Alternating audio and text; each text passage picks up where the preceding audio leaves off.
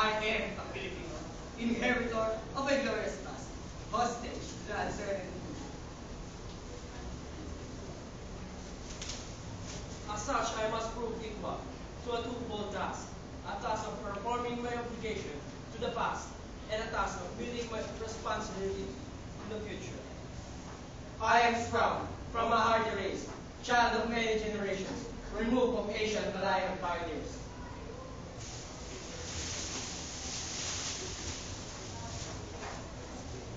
Across the centuries, the memory comes rushing back to me of brown-skinned men putting out to sea in ships that were astray as their hearts were stout.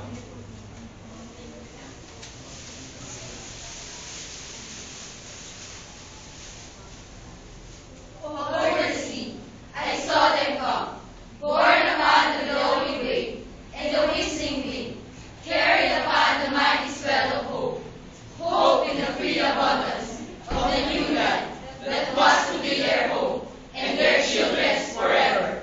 This is the land they sought and found. Every inch of shore that their eyes were set upon. Every hill and mountain that beckoned to them with a green and purple invitation. Every mile of rolling plain that their view and sunshine. Every river and lake that promise a plentiful living, and the fruitfulness of commerce is a spot to me. By the strength of their hearts and hands, by every right of law, human and divine. And this is all that pertains to Rome. The black and fertile soil. The seas and lakes and rivers teeming with fish. The forests were their inaccessible in wildlife and timber. The mountains with their bowels swollen with minerals. This land will receive it trust from them, and in trust will pass it on to my children, and so on until the world is no more.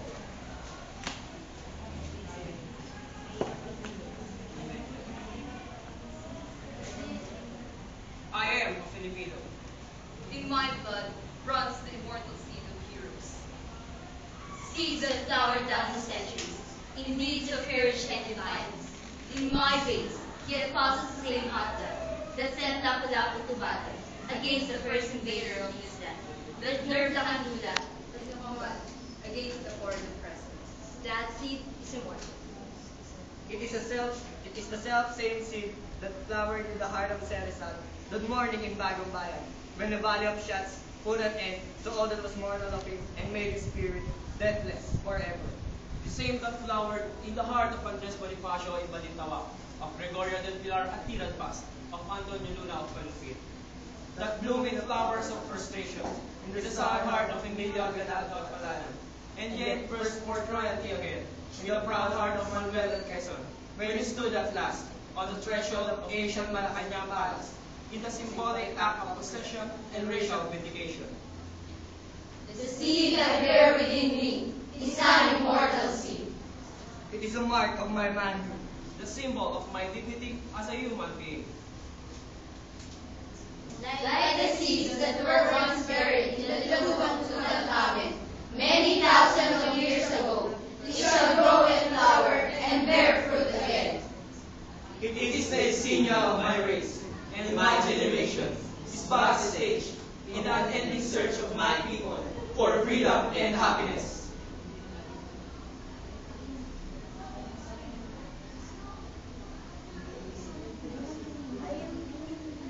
I am a Filipino. Channel the marriage of the East and the West. The East, his languor and mysticism, his passivity and endurance, was my model. And my sire was the West that came thundering across the seas, with a cross and sword and a machine. I am of the East, an eager participant in its spirit, and its struggle for liberation from the imperialist yoke. But I know also that the East must awake from its centuries sleep, shake off the liturgy that has bound its limits, and start moving where destiny awaits. For I, too, am of the West, and the vigorous people of the West have the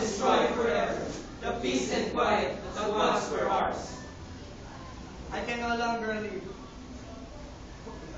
Being apart from those whose world now trembles the roar of bomb and cannon shell. I cannot say of a matter of universal life of death, of freedom and slavery for all mankind, but it concerns me not. For no man and no nation is an island, but a part of the main. And there is any longer any east and west. Only individuals and nations, making those momentous choices, which are the hinges upon which history revolves. At the vanguard of progress in this part of the world I stand. I have seen the sights of the south, but not one lost and defeated. For truly, interlacing branches of habit and custom above me, I have seen the light of the sun, and I know that it is good. I have seen the light of justice and equality and freedom. My heart has been lifted by the vision of democracy, and I shall not rest until my land and my people shall have been blessed by this, beyond the power of any man or nation to subvert or destroy. I am a Filipino. And this is my inheritance, for which I give thanks. What then shall I give, that I might prove worthy of my inheritance?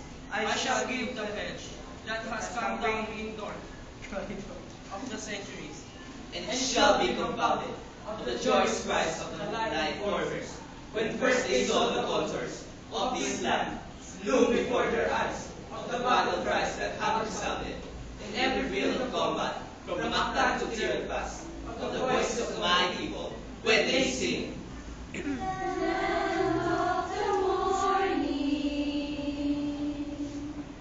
Dawn of the morning, shine the sun returning, we forever burning, to our souls adore, land dear and holy, cradle of noble heroes, near shall invaders, trample the sacred shore. Out of the lush green of 3,000 isles, out of the heartstring of 30 million people, all vibrating to one song, I shall weave the mighty fabric of my pledge. Out of the songs of the farmers at sunrise, when they go to labor in the fields. out of the sweat of the hard-bitten pioneers in Malig and Coronadal, out of the silent endurance of stevedores at peasants of Batangas. Out of first cries of babies newly born, And the lullabies that mothers sing. Out of crashing of gears and whine of turbines in the factories. Out of the crunch of plowshares upturning the earth, out of the limitless patience of teachers in the classroom and doctors in the clinic, out of the drums of soldiers marching, I shall make the pattern of my pledge.